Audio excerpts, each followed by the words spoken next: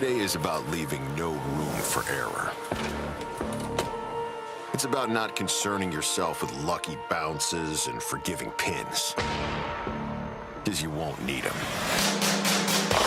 It's knowing it only takes one step out of rhythm, one late release, 1 inch off the pocket. Knowing that can be the difference between being remembered and forgotten, between heartbreak and triumph. So today is about dancing with perfection. Today is about greatness. Today is about major championships. The 2021 PBA Players Championship starts now on Fox.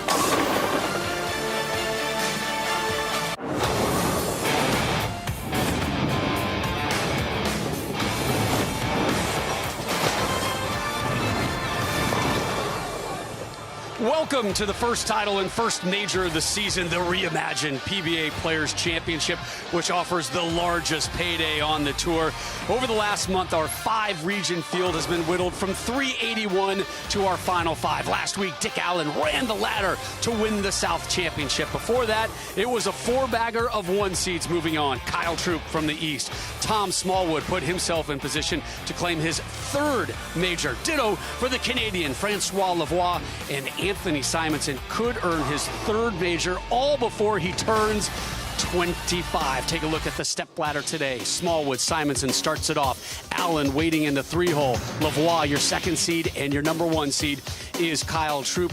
Oh, by the way, did we mention there's a $1 million bonus payday lurking out there should we have a perfect game in our title match, something which the odds are actually pretty high for today. We'll explain more about that a little bit later. Glad you're with us today. Rob Stone, the Hall of Famer, Randy Pedersen here with you. Topic number 1, the quest for major number 1 from our number 1 seed. The fast-maturing, still eye-catching Kyle Troup. You know, Rob, how many times have we been at a sports bar after a great Fox show, and some of the patrons are hanging out, they watch the show, and you get recognized, and they come up to you, and they say, hey, that guy with the hair and the outrageous outfits and the charisma. Man, this guy's unbelievable. We love this guy. Kyle Troup has always had that marketing level Hall of Fame kind of stuff, right? But in my opinion, the performance level really didn't match up until just recently. And the reason why is because of a lot of factors that have changed in his life. He rededicated himself. He refocused. He basically changed his entire work ethic. And because of all these changes, some life soul searching, this guy's ability now and his bowling level is on par with his marketing level. Where did we talk to him this week? From the car outside the gym. It was a major week, time to get fit. 6-time and reigning PBA Player of the Year, Jason Belmonte, joins us again for our broadcast. And you have definitely seen the lurking signs of a new chapter in Kyle Troup's life, Belmo. Yeah, g'day boys, g'day everyone at home. No, I think this is the very next chapter of the Kyle Troup story. I think we've always seen Kyle from the very beginning as a character with flair, and like Randy said, that performance on the lanes hasn't matched that flair until now. I'm really excited to see the very next part of Kyle's journey, create his own legacy, to begin the Kyle Troup resume from here on in, which we hope turns into a Hall of Fame resume. Watch your back, Belmo, because he's coming for you, my friend. Let's take a look at today's Flow Bowling Tournament recap. This is from yesterday's lucrative seeding round, Randy. The number 1 seed would guarantee themselves, at worst, $130K today. Yeah, and after game 1, Kyle Troup's down 20. Going into game 2, though, rebounds nicely and shoots 279 to gain the lead going into game 3. But game 3 would really push and make Kyle Troup prove that he had what it took. He steps up in the 9th and 10th frame, strikes in those frames to lock up the number 1 position. Yeah, we zoom from 1 to 5 on the seeds. Dick Allen, kind of happy as the 3 seed. Tom Smallwood, not pleased at 4. Anthony Simonson, downright surly as the 5 seed. Visually and verbally unhappy yesterday. And physically as well. Here are the odds to win provided by Fox Bet. Troup, your 1 seed, the favorite at -125. Lavoie at +250.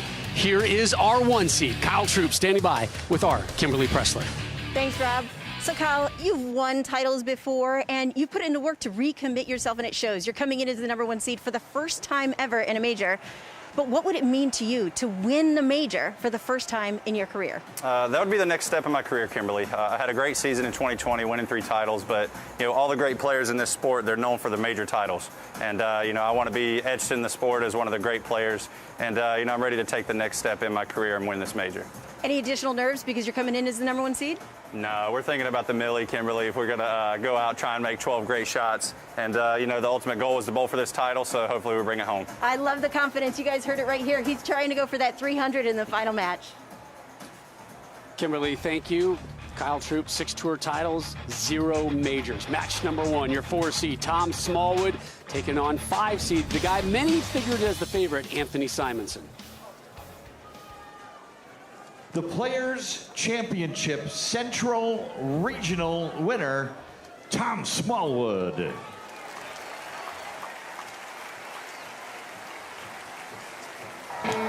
There are underdog stories, and then there's the story of Tom Smallwood. An auto worker laid off in the Great Recession of 2008 turns to the sport he's loved since childhood and goes from Joe to pro overnight. Good in the clutch, Smalls has been coming from behind ever since he defeated Wes Millar with an epic win at the 2009 World Series of Bowling PBA World Championship. But can Smalls tempt fate again and walk away with another epic win? This is Tom Smallwood. The deer hunter looking for a 12-point buck today here at the PBA Players Championship.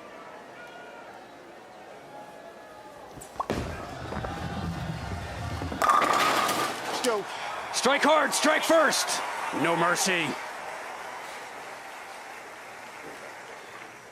The Players' Championship West Regional winner, Anthony Simonson.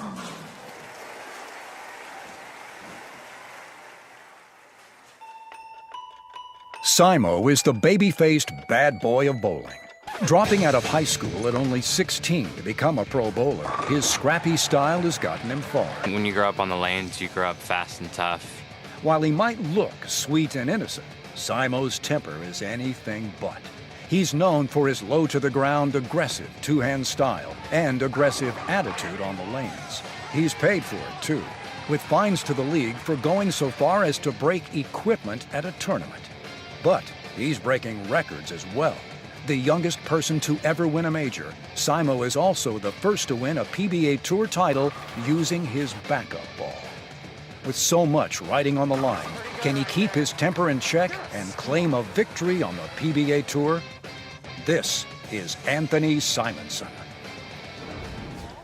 We saw a flash of that aggressiveness, of that temper, of that spirit to win yesterday during the seeding round.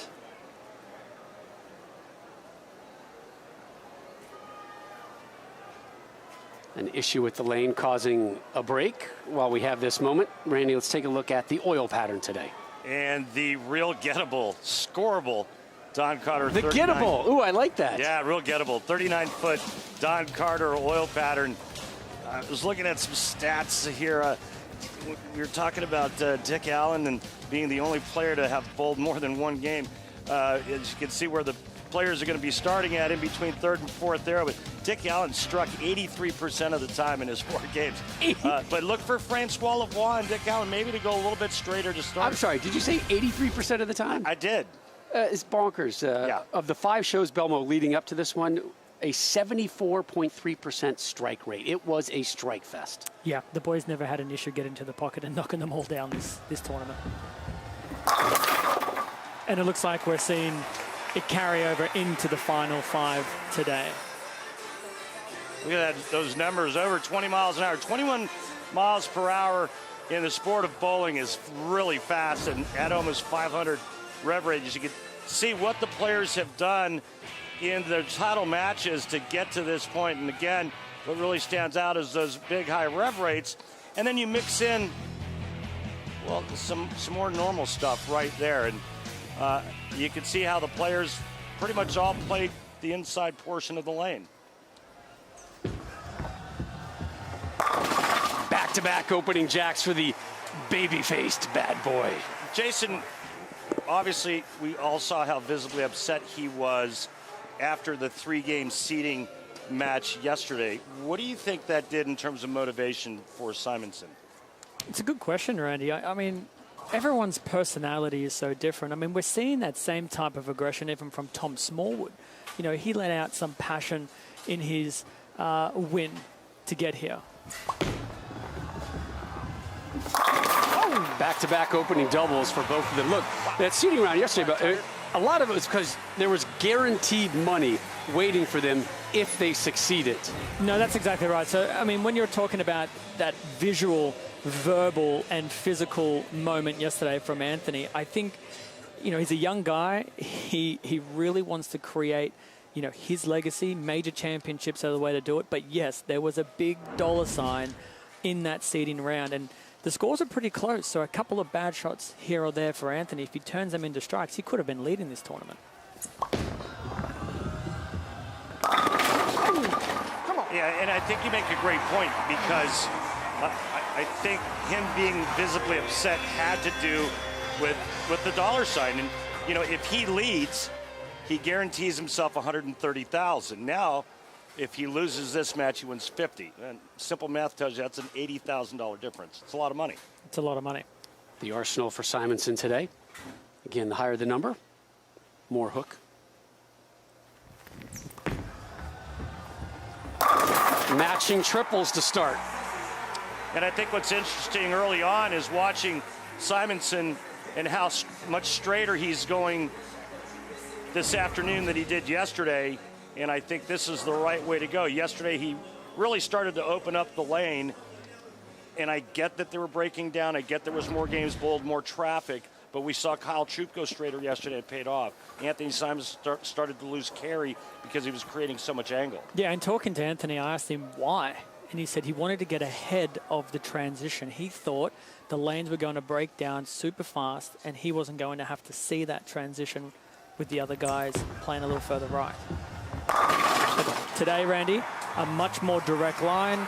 For me personally, watching this entire event unfold, this first game out of the blocks, it seems the straighter that you went, the better your line to the pocket was to go through the pins. And he's using that famous blue ball of yours. That's a nice ball. I like that trend bowling ball. Four-bagger for Simonson. Smallwood trying to match him.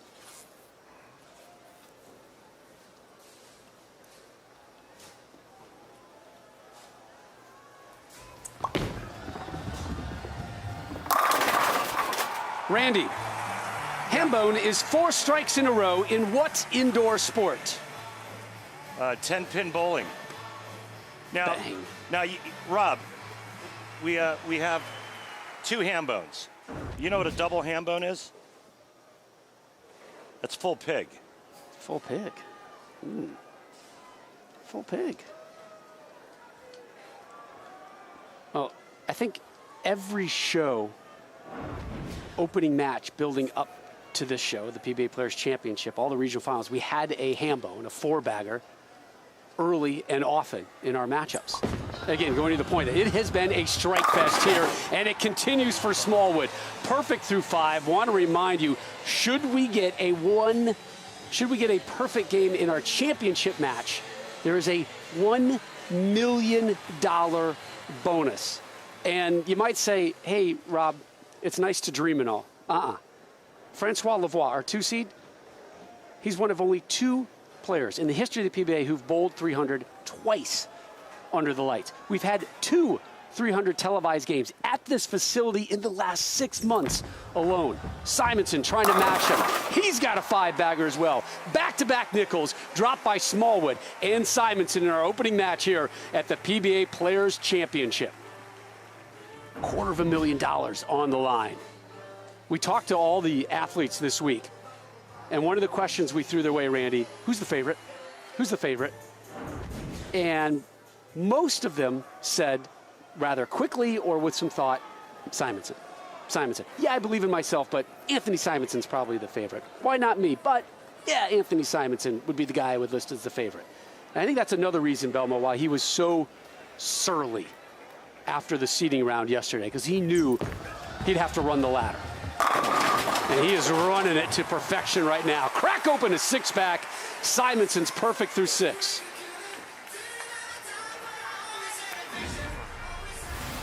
Tom Smallwood, though, no stranger to the pressure of a major. Up next, why he needs that pressure. This is the 2020 PBA Players Championship.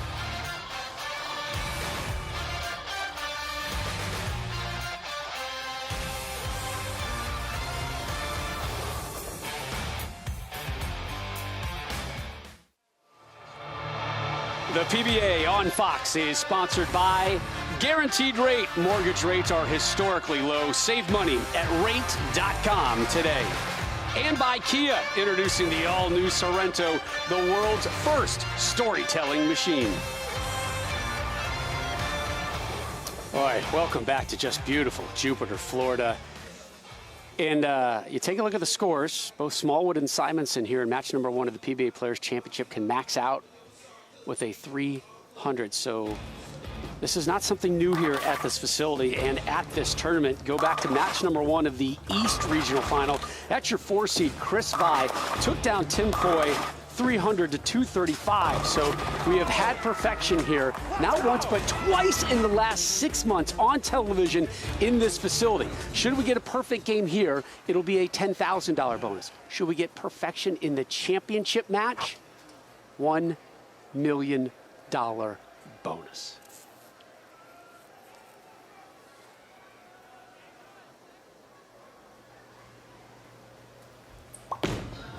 Not my best effort. He didn't like it, but he'll take 6 straight to start. And boys, of any PBA tournament that I've ever been to, this week, I think is probably the greatest chance we're going to see for that $1 million. Let's take a look at Tom Smallwood's release. And it's very unique in what most would call a full roller because the track gets just inside that thumb hole going down the lane. But I'll tell you what, he's really good with it.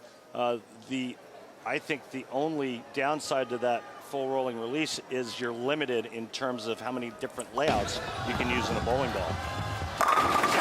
Randy, I'm looking at my police scanner. It's showing an early report of a chase on I-300. Yep, there it is. We've got a chasing 300 alert. We might have a double alert. We might have a double. This could be a first. Yeah. We could have a double chase going on I-300 right now. What's interesting, Jason, is Simonson, the much higher rev rate, but yet he's actually 6 boards further right than Smallwood. Oh! Yeah, and the speed is higher too. So the rev rate's higher, the speed is up. Anthony, I think he's playing the long game today as well. He's thinking, if I'm going to run this ladder, I want to make sure that I leave a little oil in the middle of the lane to go to. Of everyone who is bowling today, Anthony's probably the best who can open up his angles. Oh, and he missed it. He missed it. Circle this frame. You can't afford mistakes like this at this level with this much on the line going against a guy like Tom Smallwood. You see him get up to his toes there on the left foot and then goes down. And Rob, this is the misconception of high scores. People think it's all about strikes.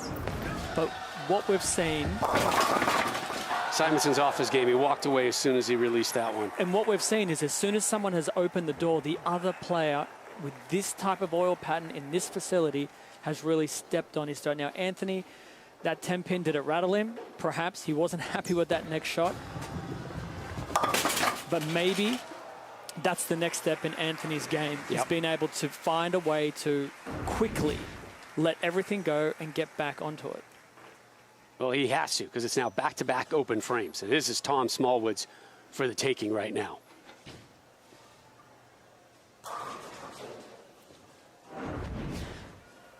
Smallwood comfortable in this position. 3 tour titles. 2 of them have been at majors. He's perfect through 8, and Kimberly, this type of pressure is something that Tom Smallwood thrives on.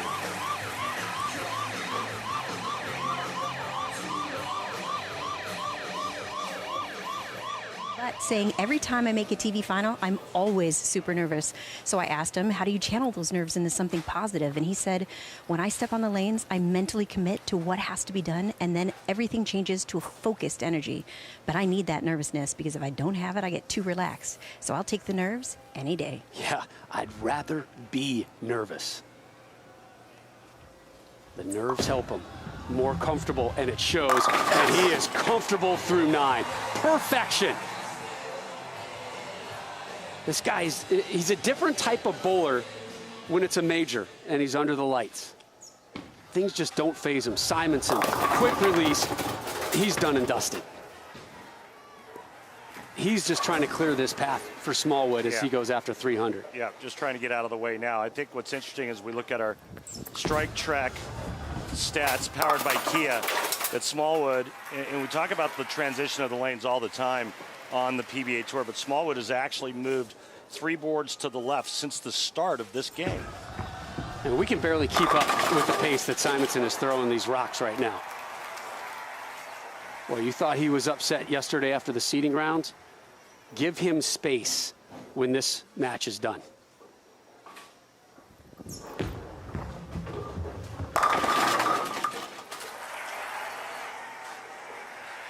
And remember, he was perfect through 6. Well, missed the 10 pin in the 7th. And that's how higher scoring matches go. You know, it's being able to fully finish the game out. Now, if you leave those corner pins, you've got to be able to spare them straight away. Right. And you've got to get straight back onto it. I give him credit. He knew it was done. Yeah. He knew what was on the line at a major, chasing 300. Let me get my shots out of the way. Let me just move on. I'm going to be angry and surly in this chair, but I'm not going to let it disrupt Tom Smallwood. Right, and that's the classy thing to do. Right now he's going to sit back and root for this man. We're all rooting for him. 3 strikes from perfection.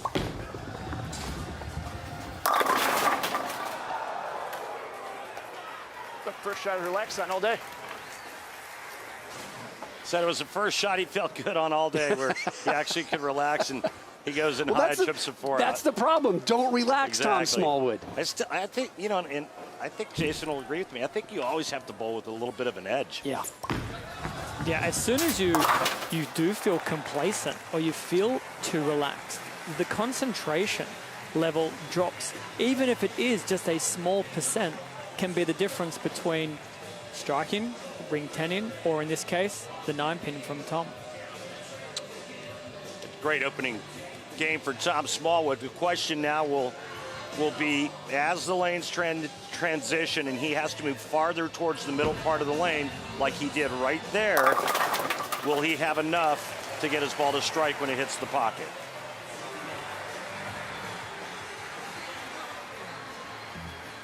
Tom Smallwood moves on with a 278 to 225 win. So it's now 3 versus 4 in the first major of the season. Francois Lavoie and Kyle Troup still waiting in the wings. Dick Allen has a THB tattoo on his forearm. What those letters stand for now and how its meaning could change by the end of the show next.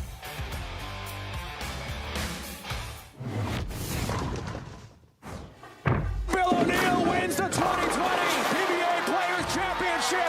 Chris Prather wins the TOC. Jason Belmonte wins the 2020 PBA World Championship. Celebrate! Finally a major heads to Jacob Buttress camp. He is your U.S. Open champion. That was last year's majors. This season, it starts today on Fox with the PBA Players Championship. Next Sunday, we're right back here, the Kia PBA TOC live on Fox. Then to Tampa for the Guaranteed Rate PBA World Championship, also on Fox, March 13th. Then we're out to Reno for the Masters and the U.S. Open early and mid-April. Both of those live on FS1. The winners all compete in the PBA Super Slam just outside D.C., April 18th, again on Fox. Pedersen, the CEO of the Professional Bowlers Association, standing by live with Kimberly Pressler. Thanks, Rob. So, Coley, we've made it to the first major of the 2021 season, and my goodness, we're kicking it off with a bang. I thought we were going to have a 300 in that first match. For sure, Kimberly. It's so great to be here at the Players' Championship 2021. So much went into making this season happen. I want to thank our title sponsor, Guaranteed Rate, our official media partner at Kia, all the hardworking and dedicated staff here on the PBA Tour, and of course, our fans. We have the most amazing fans in the world, and we wouldn't be here without them. We have the best fans in the world, and I can't wait to see what the 2021 season brings. Kimberly, Coley, thank you very much. Coming up next, that man, Dick Allen, who last week posted the second highest 4-game TV total in PBA history. He's got Tom Smallwood next when our coverage of the PBA Players Championship, the season's first major, returns.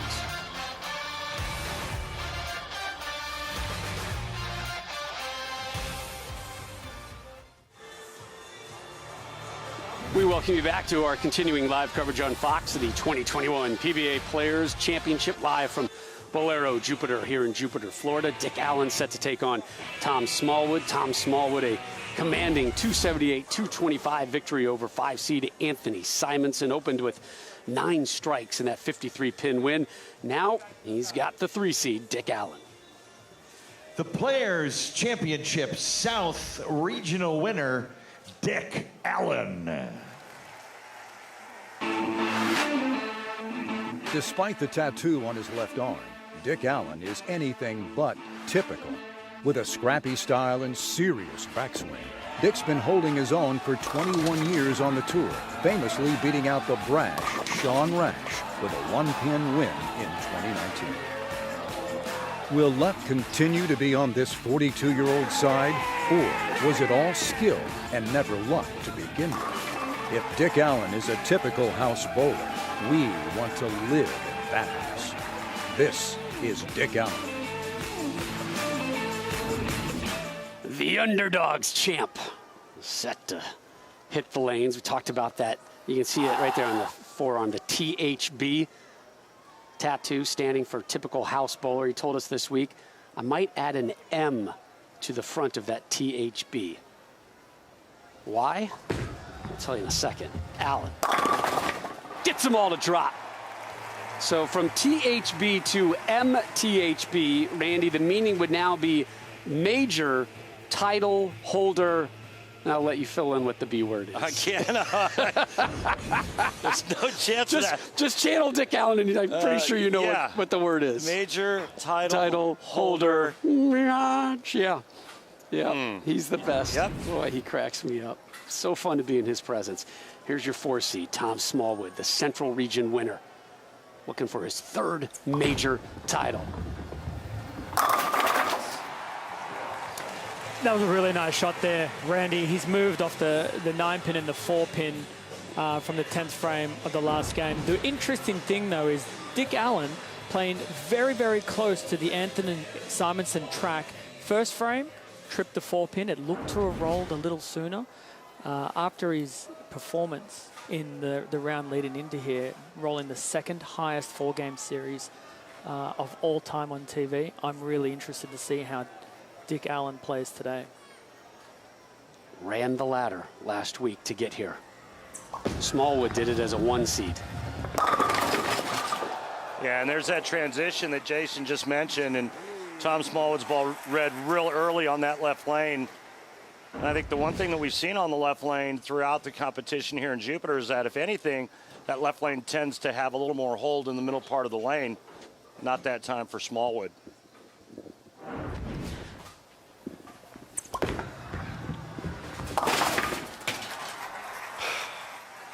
Strike spare to start for Smallwood. Yeah, and if Tom is starting to see that transition, being so far left compared to the other players, a player like Dick Allen, like Francois Lavoie coming in the next match, have to be aware that if they're going to move left, they're going to hit more transition that Tom is already seeing now. So the move, I think, will be larger than normal. Messenger! Get down! Wobbly like Tom Brady after a Super Bowl party, but it doesn't go down. Too much avocado tequila, but won't drop him. So it looks like it's going to be a matching 9 spare for Allen, should he convert this. Remember, Simonson missed on the 10-pin in match number 1, and that sent his game spiraling down. Little kick, little hip check. Rob? Sir? Avocado tequila? You're my Rob Gronkowski, my friend.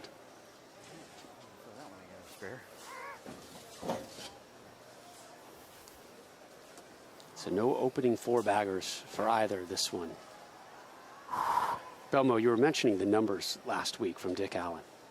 269, 258, 278, 277, averaged a 270.5. 39 of his 47 shots were strikes over those 4 games. And we can already see that the way that the ball is going through the pins in these first 3 shots from Dick Allen compared to what we saw when he ran the ladder. It's a lot tighter for him down the lane. And what I mean by tighter down the lane, I actually should probably be a bit more specific in the fact that his angle is not nearly as sharp. And there could be a few different reasons. It could be that there's a little bit more hook in the early part of the lane, which I think is what he's seeing. So that means the ball will lose a little of its axis rotation sooner, makes it a little smoother down lane. Later today here on Fox, the NASCAR Cup Series continues at Daytona.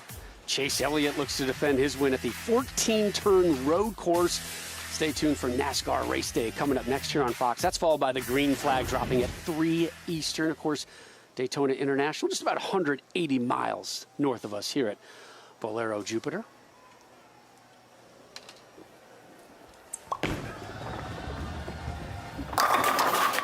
Again, 10-pin left standing.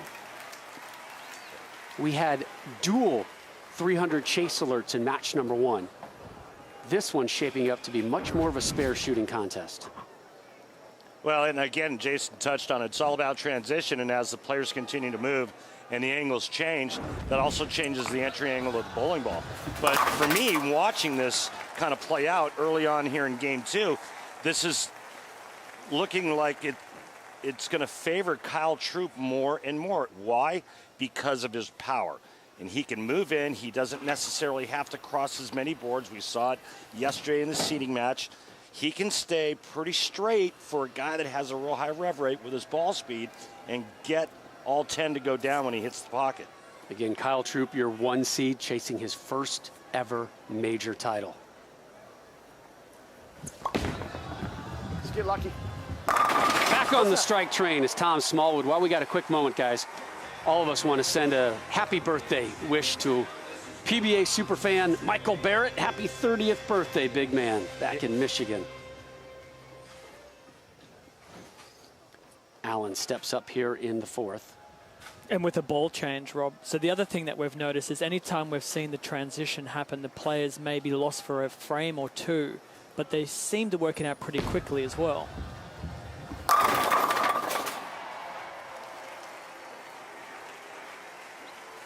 Looks like he went much straighter with that new ball change, and the result is exactly what you're looking for in terms of the 10-pin going down. Let's see if it works on the left lane so he can send Smallwood a little message and take the early lead. This is the 2nd ever TV finals at a major for the 42-year-old Dick Allen, native of Lexington, South Carolina. The first came last year when he finished 3rd at the U.S. Open. That was by far his best career finish in a major. Trying to top it today.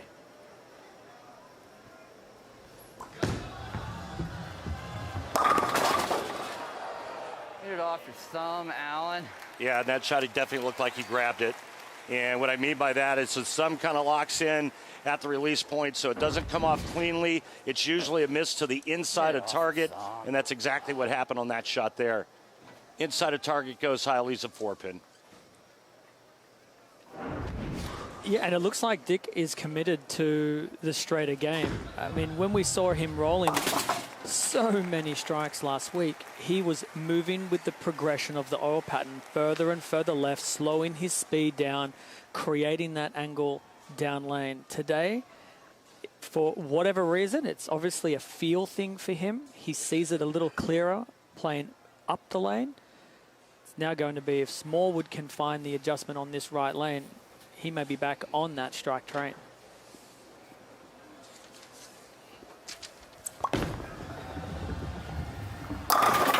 first pair of strikes for Smallwood here in match number 2. Remember, he started with the opening 9 in match 1. Finished with the 278. He won't get there in this one. Again, we talked about it at the top of the show when we did the oil pattern and how gettable this oil pattern is. The pocket's only been missed twice, and that was by Simonson, and that was just kind of in haste to get out of the way of Smallwood. But even though the players can get to the pocket, the other part of the equation in this great sport is figuring out how to knock all 10 down when you get there. Get really lucky. Oh, wow. Didn't know I had that. He is providing a lot of commentary for us. It's like a 4-man booth right now. I don't remember Tom Smallwood being this chatty during his tosses. We enjoy it. So, coming up next, we wrap up Allen, the underdogs champ, versus Smallwood, the deer hunter, next from the PBA Players Championship.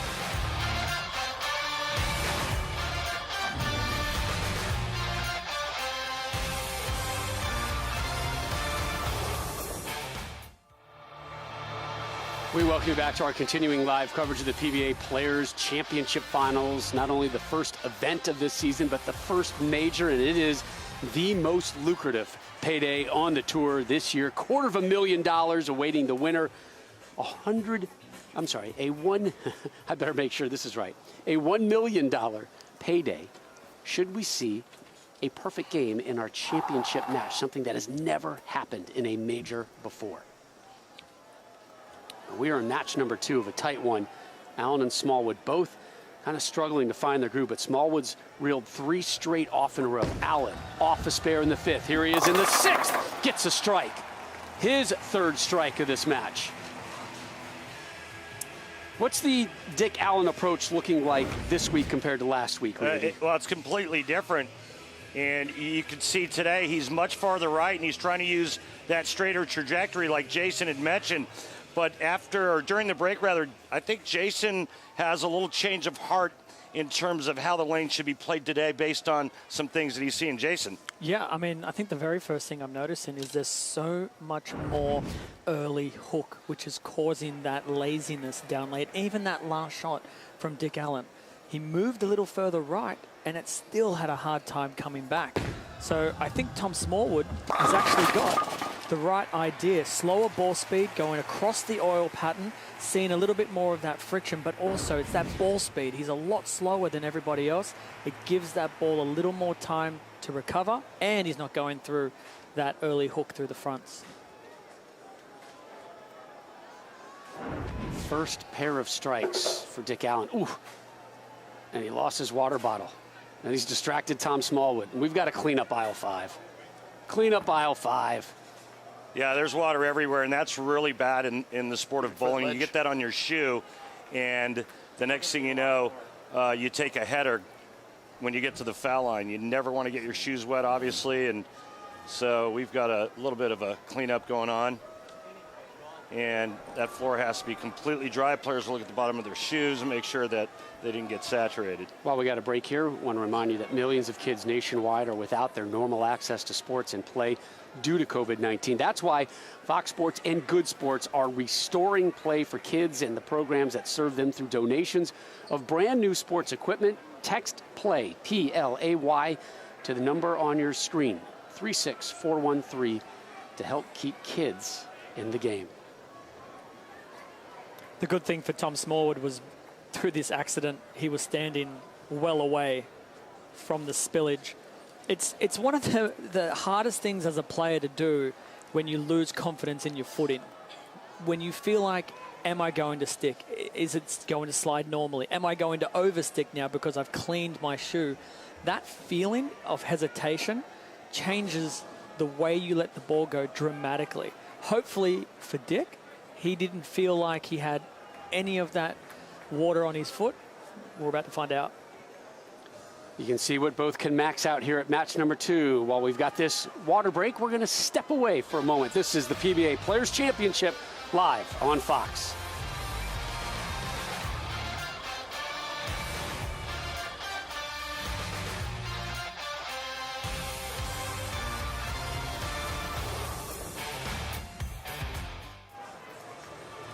We welcome you back to the PBA Players Championship. The hazmat crime scene has scrubbed the water eruption, courtesy of Dick Allen. By the way, this looks like the scene underneath my restaurant table every time I go out to dinner with my kids. There is always at least one beverage spill. So the crew came out to dry it out. By the way, you guys, it's water, for crying out loud. You jumped from it like it was, like nuclear acid being spilled on you, but I get it. There's the signs when you leave the restroom at every bowling center. Please watch your feet. Make sure they're dry. Yeah, we bowlers would prefer nuclear acid on the ground than water. Smallwood to close out the 7th. The break phased him. The old spillage of the bottled water technique. Gets some every time. Every time. That clever Dick Allen. Well, remember, Smallwood, 3 straight strikes and a lengthy break. And a break is something we've never experienced in television before. I've never had this type of water break. I've had water breaks in soccer, not in bowling. Never seen it. I only remember one other water bottle incident. I don't know. Are you familiar with the water bottle incident, Velmo? It rings a bell. Yeah, it rings a bell. I don't recall anything. It's from a while ago. Is it? Can you fill me in on that? We'll move on. We go to the 8th here. So Smallwood completing that. He remains clean, but he's working off a spare here in the 8th. Allen sitting down, strikes in the 6th and the 7th to tighten things up here. First major of the season. $250,000 payday waiting for the winner. Smallwood, Mr. Major, the deer hunter, in the 8th. Ooh! That's huge. What a huge break that is for Tom Smallwood. Now he sets up the 9th and 10th frame. And honestly, I'm not truly convinced with Dick Allen's ball reaction yet. He made the ball change. He moved to the right. Once he did that, Smallwood's now 10 boards left of him. But I'm still not convinced that Dick Allen's ball reaction is what I would consider perfect. Well, what it will do is it's going to force him to be incredibly accurate through the pins. That shot there, as you can see by the strike track numbers, was nearly identical. But that subtle change in the oil on the lane caused a little smoothness down lane. Didn't get the 6-pin to do his job. And there may have been hesitation on that shot too. Remembering we did just have John, can I a water break. please? So it's just one of those things that we bowlers have to find a way through. Allen asking for a re-rack. And again, everybody looking down. Yeah, you see the hop. See that move there? Wow, he almost fouled. Yeah. Sure did. Now, if he would have had water on his shoe, Rob, he would have ended up at the arrows. It is officially in the brains of both of these men right now. Yeah, it's right now for Dick Allen. 228, that's the number he's got to be thinking, I got to get to. He's going to need 4 straight strikes to do it. There's the first. Gets the strike in the foundation frame 9th. Yeah, and that looked a lot cleaner off his hand. That had a great ball roll, extremely accurate at that break point. 8.4 for both previous shots on the strike track. We talked to Allen this week, and one of the themes, of course, of the last couple of weeks building up to this, Belmo, was this strike fest, right? And his line to us scares the hell out of me. I need these guys to shoot some spares. Well, Tom Smallwood already has had to shoot 3 spares, and here's Smallwood stepping up in the 9th.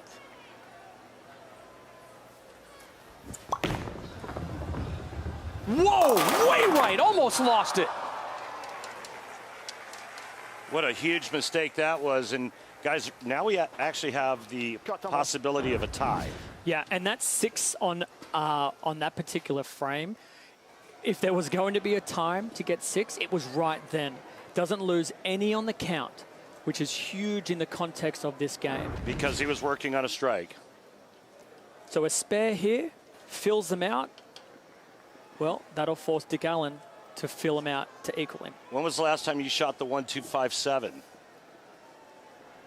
It's been a while. It's been a while, I think, since Tom shot it too. Got to cover that 7-pin. Missed it. Left the 7. Open frame in the 9th. Window opening for Allen. And that window is the size of French doors. This is not just a window. These are doors opening. Yeah, a little too heavy on the head pin, and then the 2 goes around the 7, basically chopping that spare. Big trouble now for Tom Smallwood as Dick Allen can get up and strike out in the 10th frame and lock it up. Yeah, Tom's got to be thinking, if I get this double right now, I'm going to force Dick Allen for the strike. Inside a target. Oh, boy. And pays Why for not it. stand up? Needed that 10 to drop. Desperately, he needed it. Gift wrapping this match to Dick Allen. After That unforced water timeout really paying dividends for Allen. Smallwood struggled after that break. By no stretch of the imagination was that intentional by Dick Allen. Absolutely. That is not the type of person he is. You saw his reaction of, oh my gosh. Yeah. But how these 2 handled it, 2 different stories. It's going to be another open frame here for Smallwood. He closes the 9th and 10th with open frames. And that's so uncharacteristic of Tom Smallwood in that situation. Good game. Always